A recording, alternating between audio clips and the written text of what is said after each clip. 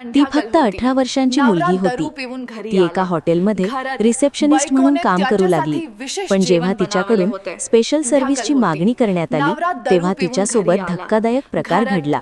या प्रकरणात हॉटेल मॅनेजरसोबत काही प्रभावशाली व्यक्तींची नावे देखील समोर आली।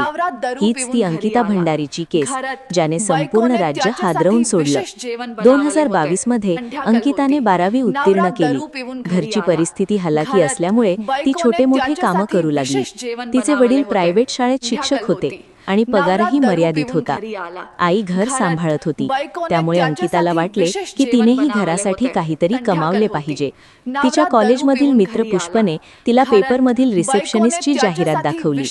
अंकितालाही हॉटेल मॅनेजमेंट आणि हॉस्पिटॅलिटी क्षेत्रात करिअर करायचे होते, म्हणून ती इंटरव्ह्यूसाठी गेली आणि तिची निवड झाली।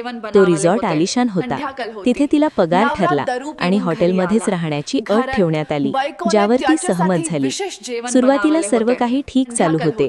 ती आईवडिलांशी आणि मित्राशी फोनवर बोलायची, पण काही दिवसांनी वातावरण बदलू लागले। तिच्या आवाजात भीती जाणवू लागली। तिने मित्राला सांगितले की आधी ती इतर कर्मचाऱ्यांसोबत राहत होती, नंतर तिची खोली बदलून मालकाच्या रूम शेजारी दिली। काही वरिष्ठ कर्मचारी आणि व्यवस्थापनाकडून तिच्यावर स्पेशल सर्व्हिस द्यावी असा दबाव आल्याचे तिने सांगितले। तिला याचा अर्थ समजल्यानंतर तिने स्पष्ट नकार दिला। यानंतर तिच्यावर मानसिक दबाव वाढू लागला। 18 सप्टेंबर 2022 रोजी ती अचानक बेपत्ता झाली।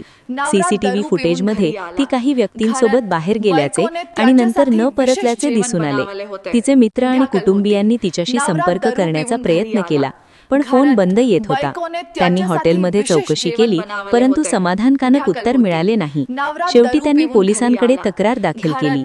सुरुवातीला तक्रार नोंदवण्यात उशीर झाला, परंतु प्रकरण पुढे गेल्यावर तपास वेगाने सुरू झाला। काही संशयितांना अटक करण्यात आली।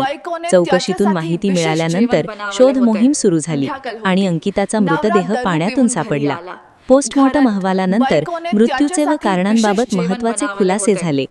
या प्रकरणात हॉटेलमधील काही कर्मचाऱ्यांवर आणि संबंधितांवर गंभीर आरोप ठेवण्यात आले। काही बांधकाम पाडणे व आग लागणे यांसारख्या घटनांमुळे पुरावे नष्ट करण्याचा प्रयत्न झाल्याचा संशय व्यक्त करण्यात आला। पुढील तपासानंतर साक्षी पुराव्यांच्या आधारे गुन्हा न्याय प्रक्रियेत गेला आणि संबंधित आरोपींवर गुन्हे दाखल करण्यात आले। न्यायालयीन प्रक्रियेनंतर दोषींना शिक्षा सुनावण्यात आली। अंकिता भंडारीसोबत घडलेली ही घटना अत्यंत वेदनादायक आहे।